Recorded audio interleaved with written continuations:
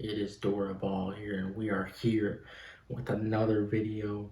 And this is going to be my first reaction on this channel to a video slash anime slash whatever. Um, I recorded anime reactions in the past, but they never came out because whenever I would try and upload them, they would get copy strike. And I would edit, and then they would still get copy strike. It's just yeah. Um, so yeah. Um, I did a Goku character analysis video not too long ago, actually this last week, and I explained this character very well. People are telling me that this character analysis by Nux is not good, and yeah, he usually hates on Dragon Ball and stuff, which is whatever, but it's cool to critique and see if someone's wrong about a character or lies about a character or whatever. So yeah. No bashing towards Nux, and yeah, let's see if he's right, wrong, mixed, mostly right, mostly wrong. Let's see. For many, Goku was the first shonen protagonist, and as far as shonen anime goes, he was among the founders. Despite this, and despite Goku's incredibly dedicated fan base, Goku's character was not emulated in basically any other shonen ever. You have a character like Naruto, for example, with the whole tragic backstory thing and how they're Did he just say it was never emulated? Do you not watch Shonen? Do you not watch Shonen? Gone is like a big emulation of Kid Goku. Similar development. They go, they're innocent, and then they, in one arc, they turn into a dark character and add will to kill. Yusuke is very similar to adult Goku and Z. Very similar how Goku was accepting his Saiyan heritage, had to deal with that, and how Yusuke was dealing with his demon blood and his demon heritage. And Luffy is more, he's not exactly like Goku, but there's a lot of similarities in Goku and Luffy. And yeah, so even in the other protagonists like Naruto, Naruto is probably the least like Goku out of Luffy, Yusuke, Gon, but he still has a lot of similarities to Goku. But anyways, yeah, you're wrong. to become the top to prove to others and to themselves that they are worthy, and that anyone can be worthy. This is part of a shonen protagonist archetype, and it's the spout for Deku, Asta, and quite frankly, a lot more. This is together with friends, and not at the cost of any of them. They are his focus far more than becoming the Pirate King, and this was emulated in Natsu among others as well. And just to touch upon a third archetype, there's the reactive shonen protagonist. At least initially, he doesn't have a push or drive forward for his own means, yet he reacts in some sort of fashion, such as Ichigo, Yosuke, or even Tsuna from Hitman Reborn. All these protagonist archetypes, as I like to call them, have one major thing in common that Goku lacks, which is why I believe he was never attempted to be redepicted, except for maybe slightly in Gon, but that's a video for another day. Slightly in Gon? Yeah, I don't know if you watch Dragon Ball or Shonen at all. Hate simultaneously about Goku is he is not a good person. Far from it, in fact. Not a good person?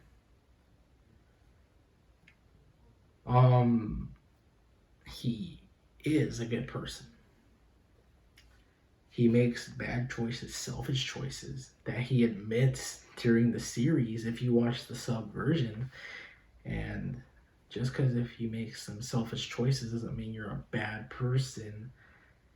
Everyone makes selfish choices. Does that make you a bad person? Like, you know what I mean? Especially when Goku admits he was wrong. In his sacrifice against Cell, he was like admitting how selfish he is when he what's it called? Spared Vegeta in the Saiyan saga. He admitted that he was being selfish. And he does a lot more good than bad. He's a good person. And just because he's not perfect doesn't mean he's a bad person. Yeah, I don't like how this video is going already. And yeah.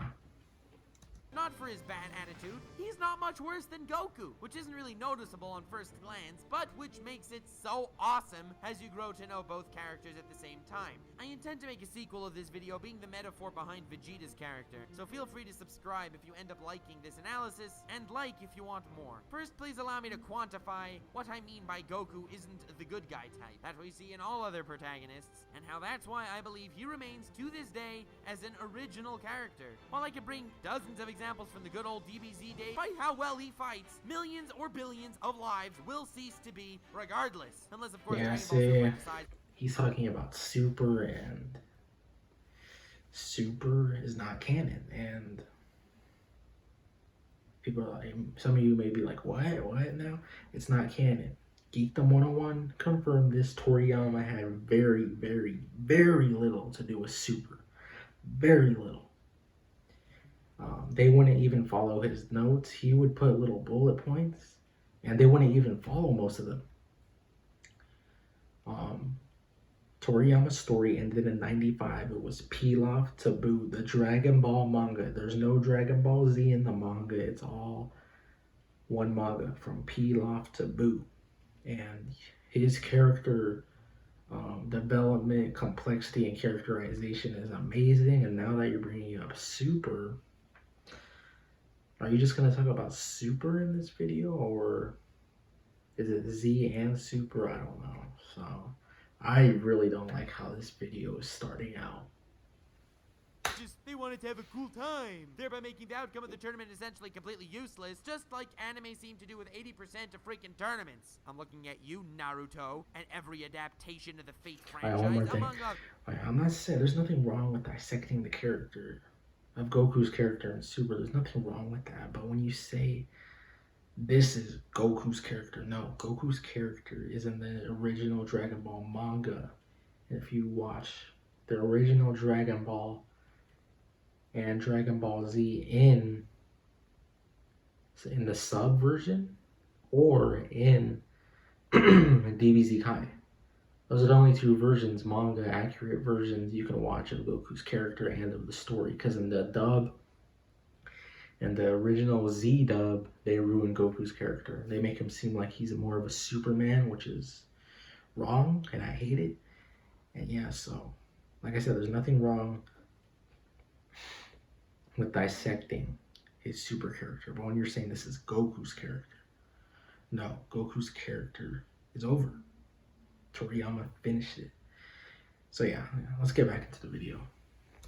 The point I'm making is, no similar protagonist I've seen to Goku, as far as philosophy, funnily enough, is One Punch Man. He's a hero for fun who wants to fight strong opponents, and is fighting for the side of good is more of a default position he's in, rather than his obtuse convictions for justice. That being said, Saitama is one of my favorite protagonists in anime, and for totally different reasons than why I believe everyone loves Goku. One of the reasons so many connect to this one-track-minded simpleton of an MC, I believe, is because he serves No, you did not just say that, dude. In everyone's mind and yeah, you're getting another pause now. You called him a simpleton. And Super, yeah. Super, he's a simpleton. And I see you dissecting Super's Goku. He's a simpleton in Super, but in Dragon Ball and Z, heck no, dude. He goes through a lot of changes, a lot. You know, in the King Piccolo saga, you see a change in his character, just like in the Chimera Ant arc with Gon. He turns into a more dark character. You see Goku's Saiyan heritage side for the first time. And then we get to the Kami mini training arc, and he gains a more merciful heart towards villains. And from there to the end of the Frieza saga, he's trying to battle against those his soft heart against villains, and to become more ruthless against villains. And then if we fast forward a bit to the Saiyan saga, he finds out he's an alien, a Saiyan. He hates it, and he doesn't accept he's a Saiyan until the end of the Frieza saga. I went in depth in that on my video about Goku's character about a week ago, so check that out. I'm linking that up there. But anyways, yeah, so he's reviewing Super Goku, so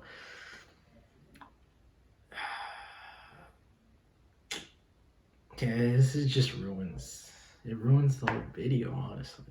Is he gonna get into the original Dragon Ball? I hope so. Or Z? Hopefully, I'll see. Conscious every single arc, and everyone in a sense loves and desires how he's blunt and speaks his mind, yet with ourselves not being quite able to do so thanks to what society requests of us. One thing I, among others, dislike about Dragon Ball is despite the very different setting of each arc, whether it be on our home planet of Earth, on a distant planet of Namek, or in an interdimensional tournament, even though for the most part it's a villain that may have completely different motives, the formula is basically the same from Goku's perspective. Because while he's focused on his bout with a powerful adversary, the reason why he's on the good guy's side each time is because as far as the good and evil scale in his mind, he is slightly tilted towards good. Yet that does not remain his driving force to fight. He's the ultimate surpass-yourself protagonist. And he does so with every single arc against all odds, with a new wacky form that, despite all the sighing and memeing from the audience, defies his universe's logic each time. And despite the predictability, it feels... Here we go again. A new wacky form. He literally doesn't get a form until the last half of the series of the original Dragon Ball, which is Super Saiyan. You have the whole original Dragon Ball, no new forms. You have the Saiyan Saga, no new forms. And then you have the end of the Frieza Saga where he finally gets a form. He, what's it called? Yeah, and it's not like you were expecting it. You didn't know how Super Saiyan was gonna look when you were first watching it as a viewer. So it's not like some wacky form. The Super Saiyan form is amazing, probably the best form. He only gets 3 forms in the whole series. I know you're talking about Super Buu. You're saying nonsense about Goku and the story of Dragon Ball. From Pilaf to Buu is amazing. What else? So it's not some wacky form. Super Saiyan had a great story to it, a lot of build up. All the grades of Super Saiyan, and then how Goku went to Super Saiyan grade 4 with a more relaxed look. It was great storytelling of the form. I think Toriyama did a really good job with the Super Saiyan form. And then the full ascension of Super Saiyan 2, the full ascension of Super Saiyan, which is Super Saiyan 2. They had the experiment and everything to achieve Super Saiyan 2, go on and Goku. And then Super Saiyan 3 was just an experiment. So, yeah, no wacky forms. I think all the forms in Z are good. Super? So he's saying a new wacky form? No. Super, yeah, maybe. You can say it's Super, maybe. But I think the God form was a cool concept. They kind of messed up a little. And then Super Saiyan God Blue is it's not really a form. It's just Goku being Super Saiyan with God Ki. That's it. It's not like a new thing. It's like just both combined. And then Ultra Instincts, the mastery of self movement. So yeah, that's Super, but Super is not canon. Geekdom 101 already broke that down. I already said that, but let's get back to the video.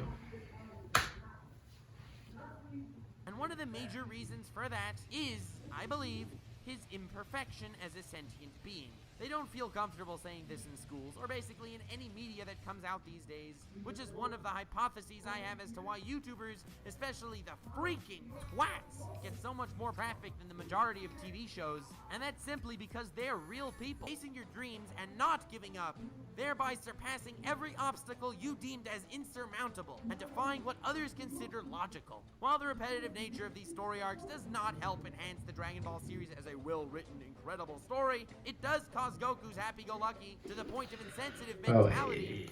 So he said Dragon Ball. You said the word Dragon Ball, okay? Repetitive. Let's see, repetitive. But where is it repetitive? The original Dragon Ball. It's a great story. Great. Very similar to One Piece. Came out before One Piece. Then you get to the Saiyan and Frieza arc, which are completely different from anything in the original Dragon Ball. So nothing from there to the Frieza saga is repetitive at all. And then the Cell saga it's different because you have the Red Ribbon Army coming back coming back for revenge against Goku. It's like shocking. And then you have a guy from the future show up. There's an alternate timeline now. He's saying, in 3 years you're gonna be dead. And he's like, see Frieza, I just slashed him with one move. See how weak he is? I just destroyed him in one move. These androids are way stronger. You're gonna be dead in 3 years. So it's different.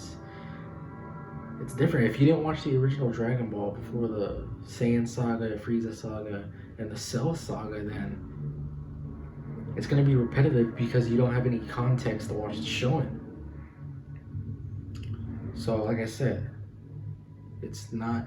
There's some few elements of it that's repetitive, like but yeah, there's elements in every Shonen that is repetitive.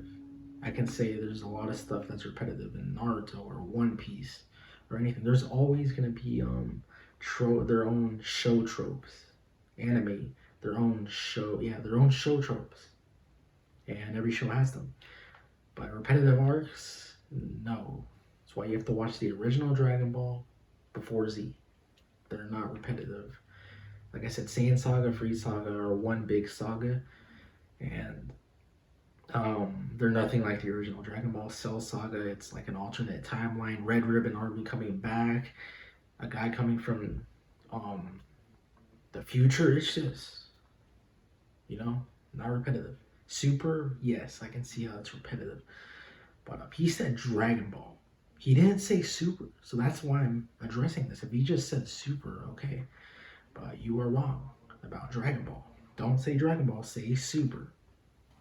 Creep out of every predicament he's in. As a protagonist, Deku from My Hero Academia is extremely loved, and it's plain to see why. In fact, I already made a decoded video where I spend quite some time discussing the metaphoric power of Deku's writing, and he is the literal opposite of Goku, because he's so bloody perfect as far as his good and evil balance and his wholehearted justice. Deku can become a beacon of light that everyone should strive to become as far as his mentality and outlook on others and on life in general. But unlike Goku, he lacks the flawed nature that every single one of us possesses in some shape or form that we can only truly surpass when we realize what it is. We understand Goku's not the brightest bulb in the box. We understand that he's one-track minded to a fault. And the beauty is he knows all that as well, which is why he's able to keep pushing forward and which is why he's able to keep winning. Everyone has or should have a dream, and everyone also has faults. The only way to reach the former is to surpass the latter. So unlike your perfect protagonist or your protagonist that strives to become perfection, that isn't even Goku's goal. In fact, that metaphor is destroyed by the character that is Frieza, which I would so love to dissect in a future video. But only because Goku isn't even trying to become perfect, yet trying to become as good as he possibly can. He is a character that will make every single viewer feel like they can also push on and go even further beyond. After all this is said and done, though, believe it or not, my favorite character is still Vegeta. And if you'd like me to continue this decoded metaphoric series on the rest of Dragon Ball's cast, and how each character can emulate certain properties So that, says. despite flaws in writing, can still be amazing pieces of art that every viewer can connect to, on even the most basic and simplistic of levels. Aside from that, I also have a similar video planned to go through all of Goku's attacks and all of Goku's forms, why each of them is perfect to enhance a different subconscious mindset of your experience with this series as a whole, as well as how each repetitive arc contains a very different metaphoric meaning as well. At least, quit saying repetitive arc, dude. There are some bad arcs, I hate to say it. So once again, thank you so much for watching. I hope you enjoyed. I'd greatly appreciate a like and a subscribe, as well as a comment on how you'd like me to run this series going forward, because that's based solely on you guys. Whether you're a fan of Dragon Ball Super or maybe just got a little nostalgia blast from the old DBZ days. Either way, I appreciate your time, and have yourself a most wonderful evening. I'll see you next time.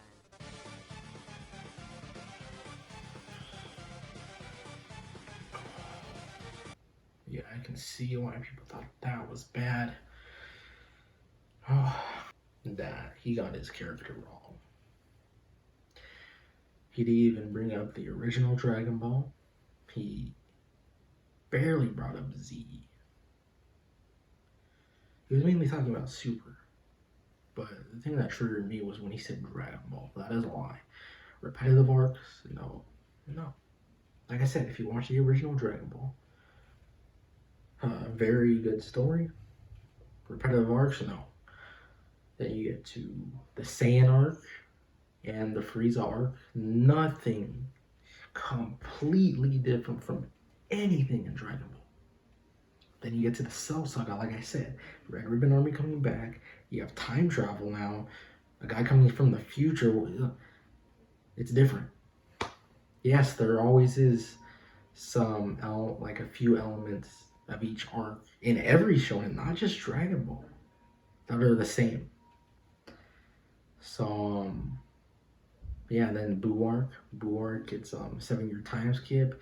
There's no main character in it. It starts with Gohan, and then it switches to Goten and Trunks, and then it's just a switching of narrative in the Boo arc. And yeah, when people say there's a random villain that shows up and he just wants to kill the destroy the Earth, that isn't true. It isn't true at all. Like I said, the Saiyan arc, it was all about Goku accepting his heritage and all that. Then you have Frieza being the reason everything happened in Dragon Ball. Everything happened in Dragon Ball because of his fear and envy. And you see all that, the culmination of the Super Saiyan. And then Cell was like Meruem alive. He was trying to figure out who he was. He was born a monster, trying to figure out who he was. Every decision he made was based off another Z fighter and previous villains, and was a lot of parallels going on.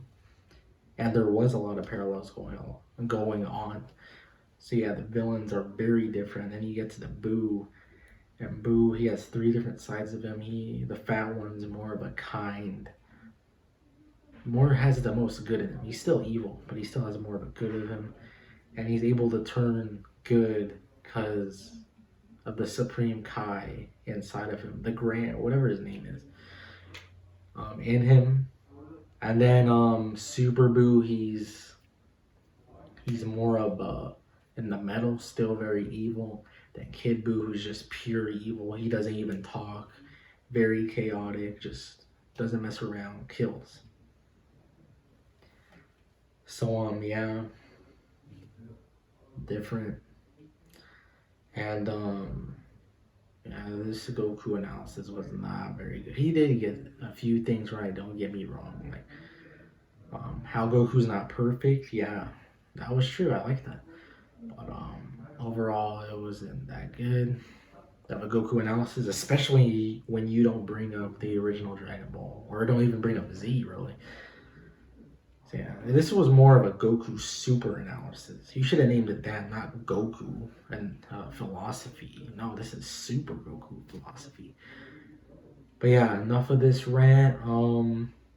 But yeah, I already know I'll get a lot of hate from this video from the Nux fandom, which is whatever. And yeah, so no hate towards Nux. I think his videos are funny, and yeah, some of his analysis videos are great actually, but this one, no.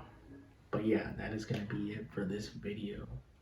And yeah, so hopefully I can start releasing videos more often.